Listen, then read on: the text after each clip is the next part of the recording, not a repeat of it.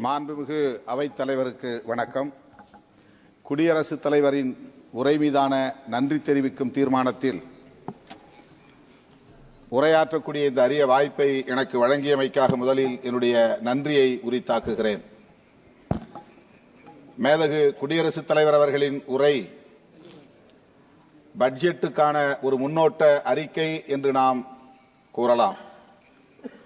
நிதிநிலை அறிக்கையில் இந்த அரசு என்ன அறிவிக்கப் போகிறது என்பதை முன்கூட்டியே அறிவிக்கக்கூடிய ஒரு உரையாக குடியரசுத் தலைவரின் உரை அமைவது இயல்பானது.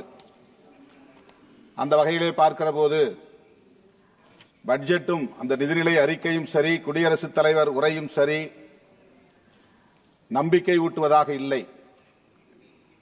பட்டியல் சமூகத்தினர், பழங்குடியினர், சிறுபான்மையினர், இதர பிற்படுத்தப்பட்ட வகுப்பினர் உள்ளிட்ட விளிம்புநிலை மக்களுக்கு மிகுந்த ஏமாற்றத்தை அளிக்கும் உரையாக குடியரசுத் தலைவரின் உரை அமைந்திருக்கிறது என்பதை வேதனையோடு நான் குறிப்பிட கடமைப்பட்டிருக்கிறேன். அவற்றில் பல குறிப்புகளை நான் சுட்டிக்காட்ட விழைகிறேன். 25 கோடி மக்களை வறுமையிலிருந்து மீட்டிருப்பதாக சிலாகித்து பேசியிருக்கிறார் குடியரசுத் தலைவர். ஆனால் இன்னும் கோடானு கோடி மக்கள் வறுமையிலே உழன்று கொண்டிருக்கிறார்கள், விலைவாசி உயர்வால் அல்லல் பெற்றுக் கொண்டிருக்கிறார்கள் என்பது குடியரசுத் தலைவரின் பார்வைக்கு வரவில்லையோ என்கிற வேதனை மிஞ்சுகிறது. 3 கோடி வீடுகளை புதிதாக கட்டப்போவதாகவும் பெருமை பொங்க கூறியிருக்கிறார் குடியரசுத் தலைவர் அவர்கள். கடந்த பட்ஜெட்டின் போது, கடந்த கூட்டத்தொடரின் போது குடியரசுத் தலைவர் அறிவித்த பல அறிவிப்புகளை இந்த கூட்டத்திலும் அறிவித்திருக்கிறார். அதிலே ஒன்றுதான் இந்த வீடு கட்டும் திட்டம், பிரதமரின் வீடு கட்டும் திட்டம்.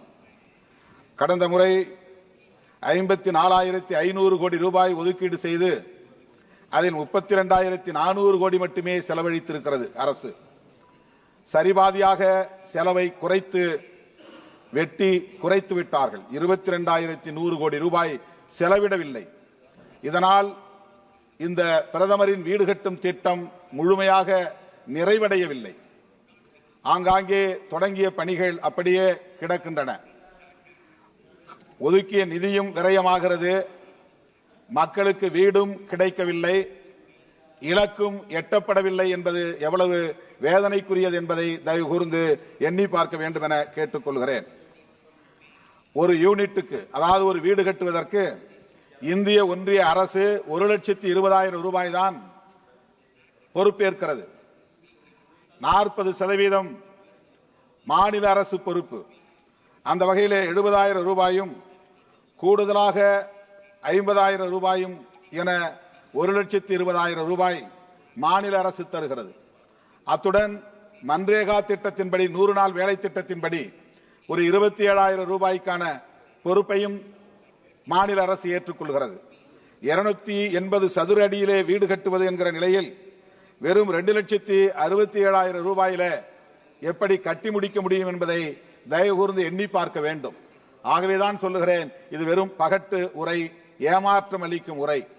ஒரு சதுர அடிக்கு குறைந்தது 2,000 ரூபாய் என்று எடுத்துக்கொண்டால் கூட 280 சதுர அடிக்கு குறைந்தது 5 லட்சம் ரூபாய் தேவைப்படுகிறது. தமிழகத்திலே மாண்புமிகு முதல்வர் அவர்கள் கலைஞரின் கனவு திட்டம் என்கிற பெயரில் 5 லட்சம் ரூபாய் மதிப்பீட்டிலே வீடு கட்டி தரப்படுகிறது. மாநில அரசு அந்த பொறுப்பை ஏற்றிருக்கிறது.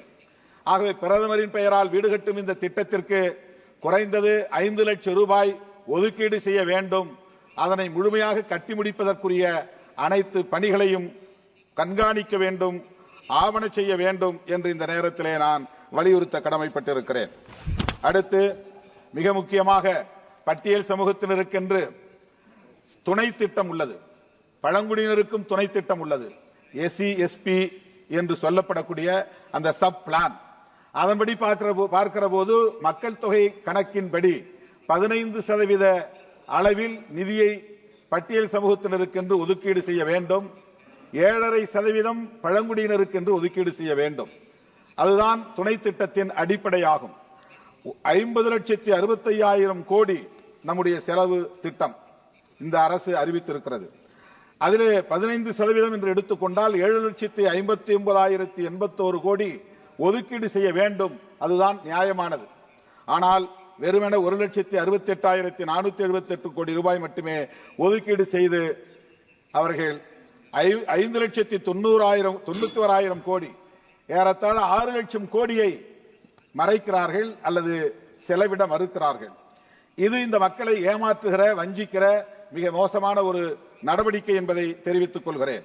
அதேபோல்தான் பழங்குடியினருக்கும் ஏமாற்றப்படுகிறது. மிக முக்கியமான இன்னொன்றையும் நான் குறிப்பிட்டு முடிக்க விரும்புகிறேன். போஸ்ட் மெட்ரிக் ஸ்காலர்ஷிப் பட்டியல் சமூகத்தினருக்கும் பழங்குடியினருக்கும் சிறுபான்மையினருக்கும் pre matric scholarship, post matric scholarship என்று கல்வி உதவித்தொகை வழங்கப்படுகிறது. கடந்த பட்ஜெட்டில் 6,360 கோடி ரூபாய் ஒதுக்கீடு செய்யப்பட்டது. ஆனால் 760 கோடி ரூபாயை செலவு செய்யவில்லை. ஓவர்சீஸ் கடல் கடந்து படிக்கக்கூடிய மாணவர்களுக்கான ஸ்காலர்ஷிப் மிக சொற்பமாக ஒதுக்கீடு செய்யப்பட்டிருக்கிறது. இது இந்த மக்களுக்கு செய்யப்படுகிற ஒரு ஓரவஞ்சனை என்பதை நான் தெரிவித்துக் கொள்கிறேன். மிக முக்கியமாக சிறுபான்மை சமூகத்தினரை சார்ந்த மாணவர்களுக்கு ப்ரீ மெட்ரிக் ஸ்காலர்ஷிப் போன முறை 326 கோடி ரூபாய், இந்த முறை அந்த 326 கோடி ரூபாயில் வெறும் 90 கோடி தான் செலவு செய்திருக்கிறார்கள். இப்போது 195 கோடி தான் ஒதுக்கீடு செய்யப்பட்டிருக்கிறது. இது ப்ரீ மெட்ரிக். போஸ்ட் மெட்ரிக் ஸ்காலர்ஷிப்பில் கடந்த முறை 1,145 கோடி, அதில் வெறும் 344 கோடி தான் செலவு செய்யப்பட்டிருக்கிறது. இப்போது அதையும் 700 கோடி குறைத்து 413.9 கோடி தான் ஒதுக்கீடு செய்யப்பட்டிருக்கிறது.